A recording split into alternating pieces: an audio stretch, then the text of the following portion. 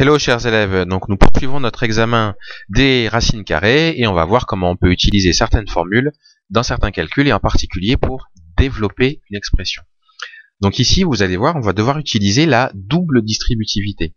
Alors rappelez-vous comment on développe une expression, là il faut peut-être faire appel à ce qu'on a fait précédemment. Donc là on va multiplier racine carrée de 6 par racine carrée de 3. Ensuite le racine carrée de 6 on va le multiplier par moins racine carrée de 2, donc plus racine carrée de 6 fois moins racine carrée de 2, voilà. Ensuite, 2, on va le multiplier par racine carrée de 3, donc 2 fois racine carrée de 3, et plus 2 fois moins racine carrée de 2. On applique la double distributivité. Alors, ça nous donne quoi? Racine carrée de 6, on peut dire que c'est racine carrée de 6 fois 3, si on applique la formule vue en cours. Racine carrée de 6 fois moins racine carrée de 2. Alors, plus fois moins, ça donne moins, donc on peut mettre moins ici. On a un plus, on a un moins ici. Ça nous donne donc, on peut le mettre sous la même racine, sous le même radical, on peut dire. Racine de 6 fois 2, plus 2 fois racine de 3, on peut pas faire grand chose avec. On peut pas multiplier le 2 avec le 3 ici, puisque c'est pas 3 qu'on a, c'est racine carrée de 3, qui est un nombre à part entière. Donc du coup, on va écrire 2 racines de 3, tout simplement. Et puis après, on a plus 2 fois moins racine de 2, et 2 fois moins racine de 2, c'est égal à moins 2 racine carrée de 2. Là encore, on ne peut pas multiplier le 2 ici, et le 2 qui est sous la racine, sous le radical. Alors, on continue notre calcul.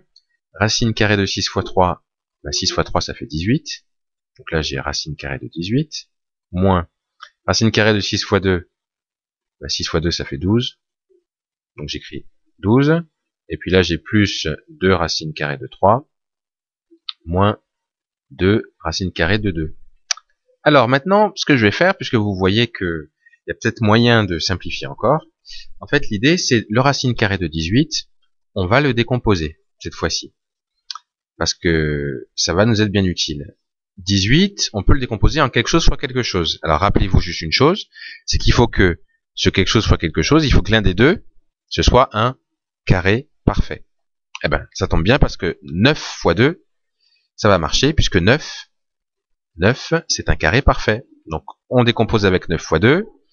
Racine carrée de 12, on peut le décomposer sous la forme 4 fois 3. 4 étant un carré parfait. Donc là, ça tombe bien. Plus 2 racine carrée de 3, et puis moins 2 racine carrée de 2.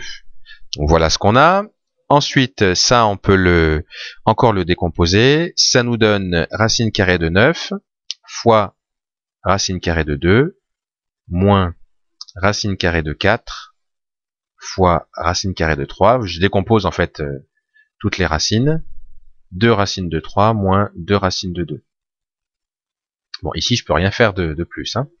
Alors, maintenant, racine carrée de 9, ça fait combien? Ça fait 3. Donc, je peux écrire 3. Donc, ça fait 3 fois racine carrée de 2, donc 3 racine carrée de 2. Ensuite, moins, alors racine carrée de 4, ça donne quoi? Ça fait 2.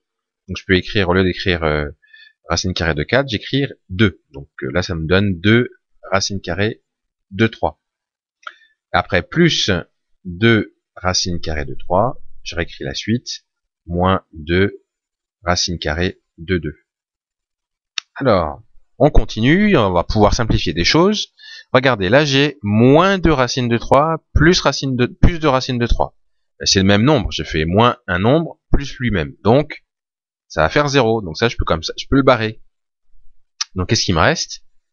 3 racines carrées de 2, moins 2 racines carrées de 2. Et bien ça, comment je peux le calculer maintenant?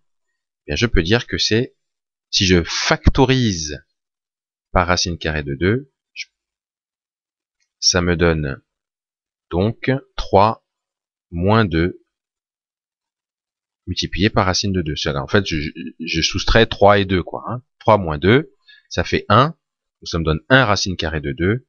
Et 1 racine carrée de 2, c'est pareil que racine carrée de 2.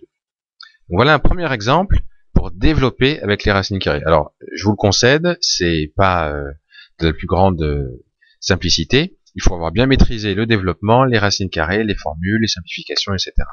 Mais c'est tout à fait à votre portée.